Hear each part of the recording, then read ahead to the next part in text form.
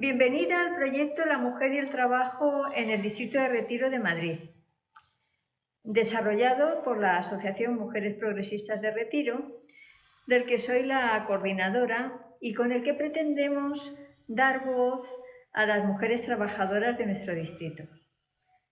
Victoria Olaya Magadán trabaja como encargada general del servicio de adornos del vivero de estufas en el Parque del Retiro de Madrid. Y además de sus múltiples ocupaciones con la pandemia y sus encierros, retomó la escritura y ha escrito varios libros de poemas.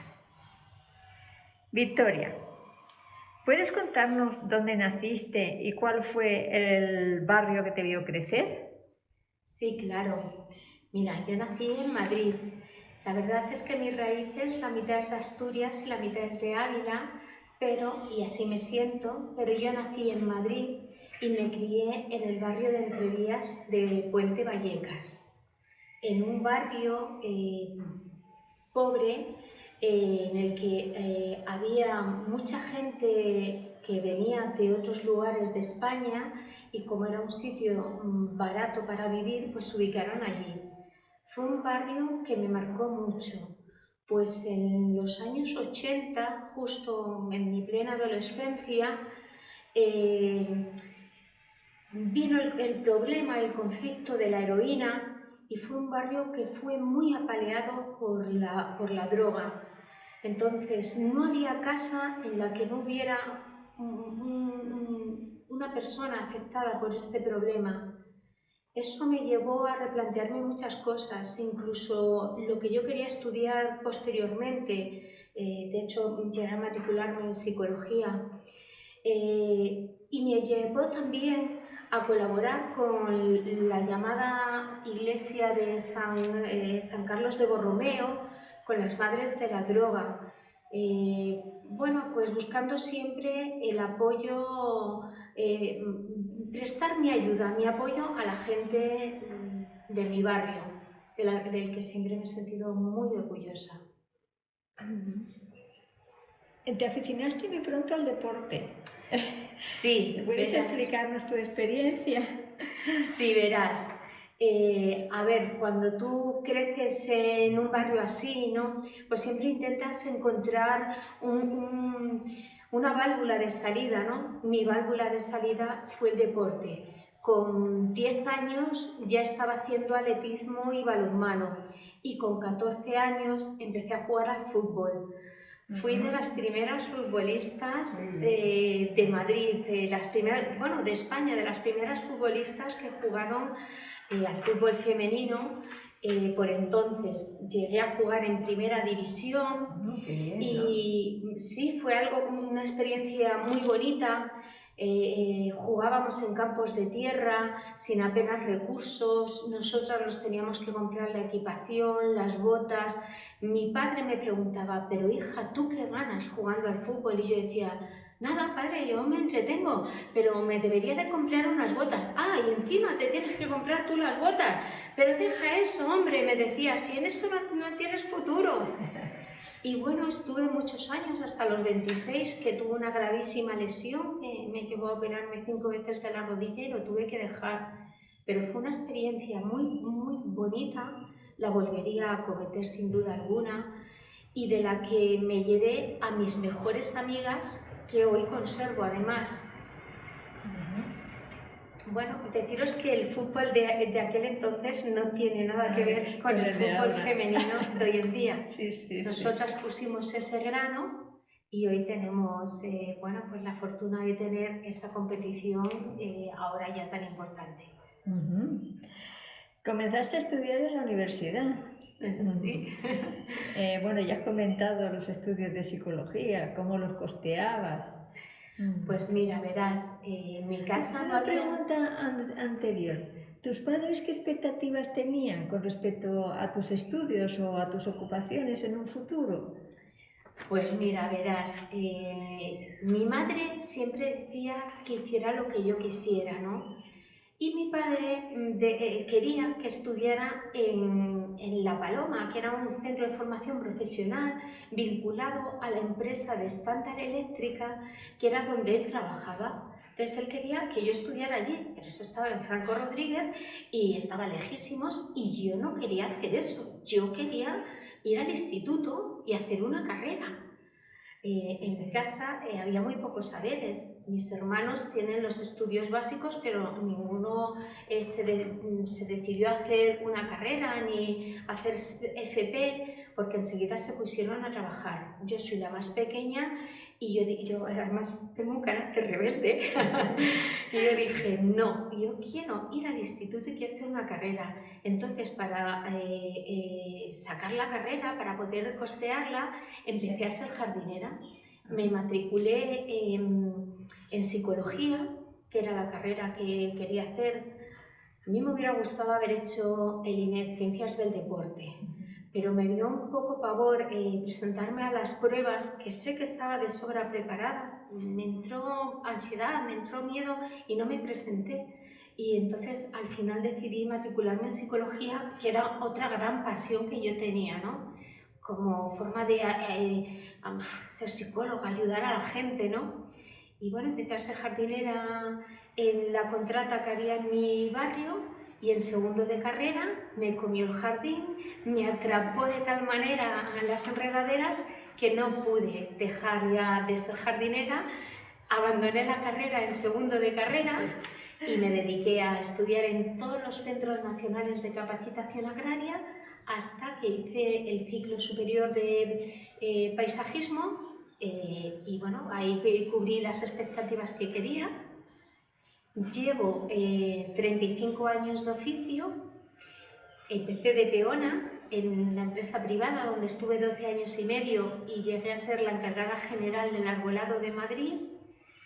Y luego oposité para el ayuntamiento, volví a ser oficial con mi carretilla, mis aperos, mis tijeras, mi azadilla, y fui opositando. Primero me oposité para técnico de jardinería, aprobé, y luego oposité para encargada general, para maestra jardinera, aprobé, y es lo que soy ahora. Fantástico. No ha sido fácil, ¿eh? No ha sido fácil. ¿Tus compañeros al principio eran mayoría de hombres? Sí. Al principio, cuando yo empecé a ser jardinera, era un oficio muy minoritario para la mujer. De hecho, tenías que estar siempre demostrando, porque si alguien elegían para ser fijo, normalmente elegían a un hombre. Era como, veían a la mujer pues un poco que no iba a tener las fuerzas suficientes para aguantar ni los rigores del tiempo, el frío y el calor, ni la pesadez de la maquinaria. Yo he estado segando muchísimo y la maquinaria me podía triplicar en peso. Entonces siempre, cuando había promociones, siempre promocionaba el hombre y no la mujer. Entonces yo, llegado a un punto, bueno, pues me enfadé, ¿no? Y dije, ¿pero por qué yo no? Si lo estoy dando todo. Y al final lo tuvieron en consideración. Y bueno, empecé con la siguiente, que era auxiliar jardinero, después oficial, después encargado general, pero ha sido todo a base de luchar y esfuerzo, de demostrar que yo podía. Menos mal que venía del mundo del deporte y estaba muy, muy fuerte. Y luego también es que el oficio a mí me encantaba, era mi oficio, es mi oficio sin duda alguna. Entonces eso se veía se veía en lo que hacía, ¿no? Abriste caminos. Abrí caminos, sí. Éramos a lo mejor de toda la plantilla, imagínate, pues había 15 hombres y 3 mujeres. O sea, es que éramos 3 mujeres, Casilda, Carmen y Victoria. No éramos más, y todos los demás hombres. Y al principio, cuando llegabas, pues siempre estabas bajo la tutela de lo que ellos te decían. Yo tuve dos buenos maestros, Rafael y Domingo, y la verdad es que, bueno, supieron enseguida apreciar también mi buen hacer y fueron de gran apoyo para lograr ascender, porque te digo que era complicado. Qué bien. Por otra parte, sabemos que otra de tus aficiones es la escritura y que has publicado libros de poemas. ¿Tu afición empezó pronto? Pues sí, mira, desde muy pequeñita yo escribía poesía. Llegaba el Día de la Madre y me acuerdo que teníamos una postal que la escribíamos a lápiz y la borrábamos y la reborrábamos para un año tras otro escribir a mi madre para el Día de la Madre una poesía. Esto es, siendo unas niñas con 7 años u 8 años, como no había tampoco para hacer grandes regalos, pues cogíamos la postal y hacíamos esa postal y cogíamos unas rosas de los jardines del barrio y ese era el regalo del Día de la Madre, ¿no? Y ya a partir de los 13 años ya fue algo habitual. Escribir poesía, siempre llevaba la carpeta llena de aforismos, de frases, de citas, de propias poesías mías, algunas escritas en francés para que los demás no supieran lo que yo quería expresar, no vieran lo que yo sentía, porque ya era muy sensible desde jovencita. Y ya con la pandemia, como estuvimos mucho tiempo confinados y estuve tiempo sin venir al jardín, pues decidí sacar todo aquello, mis diarios, extraer todos los poemas que tenía, los hice en un Word, los imprimí y cuando los tuve todos encima de la mesa, así como un abanico, dije, ¿y ahora qué hago con esto? No sabía nada del mundo literario. Yo tenía capacidad para escribir y mucha sensibilidad para expresarme. Soy de letras puras, purísimas, tenía también, bueno, pues cierta habilidad y bueno, pues al final consulté con un amigo y me dijo, esto tienes que publicarlo. Me asesoró sobre una editorial que podía editarme y bueno, saqué mis 2 primeros poemarios y después saqué el primero, Las Fendas del Corazón, el segundo, Lo que cabe entre mis manos y el tercero, Los Susurros del Jardín. Y ahora estoy trabajando sobre mi 4.º poemario. Bueno, he colaborado en muchas antologías porque siempre, bueno, pues me piden colaboración para el mundo del tema de la mujer, para la ayuda de la Dana, para proclamar la no violencia, la no guerra y bueno, siempre suelo colaborar. Fantástico. ¿Puedes leernos leernos o podemos escuchar un poema que le dedicaste a tu madre? Pues sí, mirad, os voy a poner desde el móvil un poema que tengo grabado y que es un poema además que me llena de orgullo porque con este poema me dieron el 2.º Premio Nacional de la Diputación de León. Va dedicado a mi madre, como muchísimas otras poesías. Mi madre es, junto con mi hijo, lo más amado. Y va dedicado también a mi tierra, a esa otra parte de mi tierra, a mi Asturias y a mi corazón verde, ¿no? Y os la voy a poner porque tiene un poquito de música y creo que os va a gustar. Se llama Los sonidos de mi tierra verde y suena así. Los sonidos de mi tierra verde. Hace tiempo que no oigo el sonido de las gaitas madre. Boquete verde en mi pecho, tu imagen, el profundo valle, tu paisaje.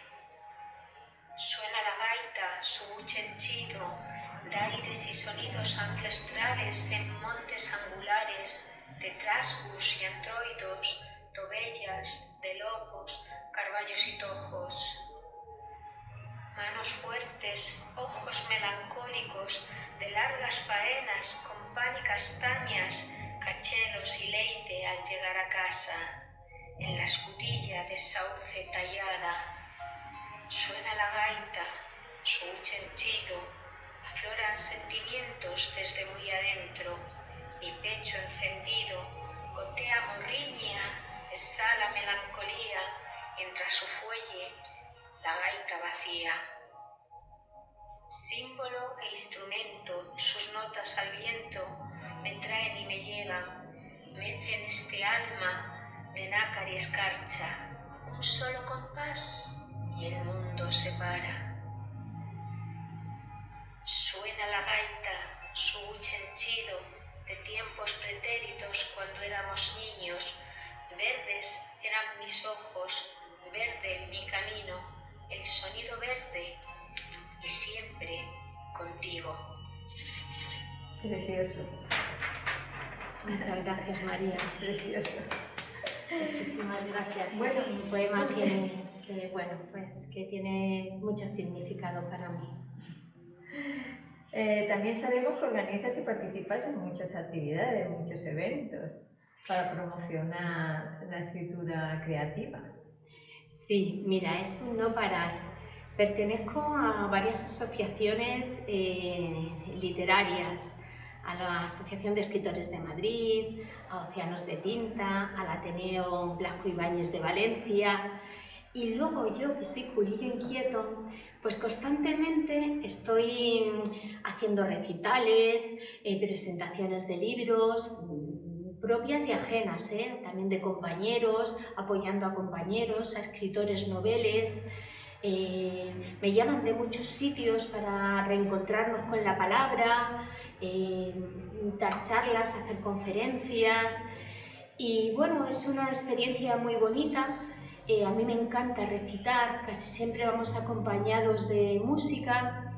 Todos los años para el Día de la Mujer hago un recital muy bonito en Casa de Vacas para conmemorar ese mes, más que ese día, ese mes, ¿no?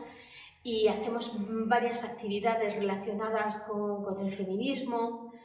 Y bueno, siempre estoy ahí, cuando muchas veces me dicen, Victoria, ¿dónde andas? Le digo, pues es que soy ferianta, a veces le digo, soy titiritera, porque suelo participar también en todas las ferias de libros que me convocan o me llaman, que son muchas afortunadamente, incluida la Feria de Madrid, que me llena de orgullo poder contártelo. Sí.